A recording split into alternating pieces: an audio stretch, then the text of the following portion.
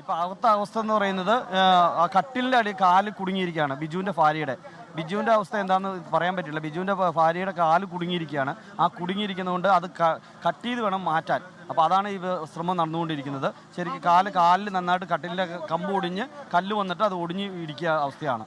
ബിജുവിനെ കാണാൻ പറ്റുന്നുണ്ട്? ബിജുവിനെ കണ്ടു, രണ്ടുപേരെയും കണ്ടു. പക്ഷെ കാണുമ്പം എന്താ അവസ്ഥ എന്നുള്ളത് നമുക്ക് പറയാൻ പറ്റാത്ത സാഹചര്യമാണ്.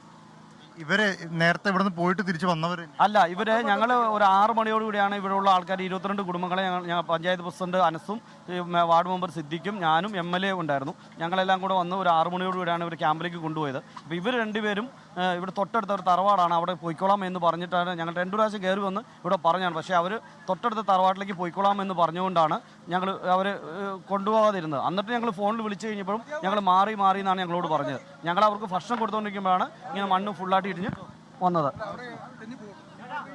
പക്ഷെ അവര് വീട്ടിൽ നിന്ന് മാറിയിട്ടില്ലായിരുന്നു. ഇതിന്റെ മുകൾ ഭാഗത്തു നിന്നാണ് മണ്ണ്? ഇതിന് മുകളിൽ ഇത് 3 ദിവസമായി ഇതിന് ഇടിഞ്ഞിരിക്കാൻ തുടങ്ങിയിട്ട്. 3 ദിവസമായി മണ്ണ് മൊത്തം ഇടിഞ്ഞിരുന്നിട്ട് വിണ്ട് കയറി മുകളിൽ ഫുള്ളായിട്ട് ഒരു വലിയ ആളെ പോലെ വിള്ളു കയറി നിൽക്കുമായിരുന്നു. എപ്പോൾ വേണമെങ്കിലും വരായിരുന്നു. മഴ പെയ്യാത്തതുകൊണ്ടാണ് ഈ പകൽ സംഭവിക്കാതെ. മഴ പെയ്തായിരുന്നെങ്കിൽ പകൽ തന്നെ ഇതിങ്ങനെ ഒരു അപകട സാധ്യത ഉണ്ടായിരുന്നു. ഇവിടെ മൊത്തം എത്ര വീട്ടുകാരുണ്ട്? ഇവിടെ മൊത്തം 56 വീട്ടുകാരാണ് ഉണ്ട് ലക്ഷവീട് കോളനിയിലുള്ളത്. 22 വീടുകളാണ് ഇപ്പോൾ ഇടിഞ്ഞു കിടക്കുന്ന ഈ ഭാഗത്തേക്ക്. 4 വീട് പൂർണ്ണമായിട്ടും 6 വീട് പൂർണ്ണമായിട്ടും പോയി. പിന്നെ ഭാഗികമായി മണ്ണൊക്കെ വീണ് ഒരു 16-17 വീട് ഉണ്ട്.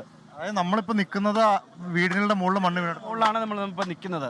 6 വീടുണ്ടായിരുന്നു. ആ വീടിന്റെ മുകളിലാണ് നമ്മൾ നിൽക്കുന്നത്. ഇവരെല്ലാവരും നിലവിൽ ക്യാമ്പിലാണോ? ഇവരെല്ലാം ക്യാമ്പിൽ, ഗവൺമെന്റ് സ്കൂളിൽ ക്യാമ്പിൽ ഞങ്ങൾ 6 മണിയോടുകൂടി മാറ്റിയായിരുന്നു. നിലവിൽ ഇവിടെ എല്ലാവരും ക്യാമ്പിലാണ്. വീട്ടുകളിൽ ആരുമില്ല. നമ്മൾ അന്വേഷിച്ചു അല്ല, നമ്മൾ ഉറപ്പിച്ചിട്ടാണ് പോയത്. നമ്മൾ ഉറപ്പിച്ച് ഇറക്കിക്കൊണ്ടാണ് ഞങ്ങൾ പോയത്. ഞങ്ങൾ വണ്ടി വിളിച്ചുകൊണ്ടെന്ന് ഞങ്ങൾ ഉറപ്പിച്ച് കൊണ്ടുപോയത് അവരെ. ഇവരെ മാത്രം സ്വന്തം തറവാട്ടിലേക്ക് പോയിക്കൊള്ളാന്ന് പറഞ്ഞുകൊണ്ടാണ് അവർ പോകാതിരുന്നത്. ബിജുവിന്റെ ബാക്കി കുടുംബമൊക്കെ, ഭാര്യ, മക്കള് ആണ് ഇപ്പോൾ ഉള്ളത്. ഒരു കൊച്ചുണ്ട്, അപ്പുറം ഇതുണ്ട്, ആ വീട്ടിലുണ്ട്, തറവാട്ടിലുണ്ട്. കൊച്ചങ്ങോട്ട് പോയി. 2 പേര്. ഒരാൾ മരിച്ചു. ഒരു ചെറിയ കൊച്ചാ.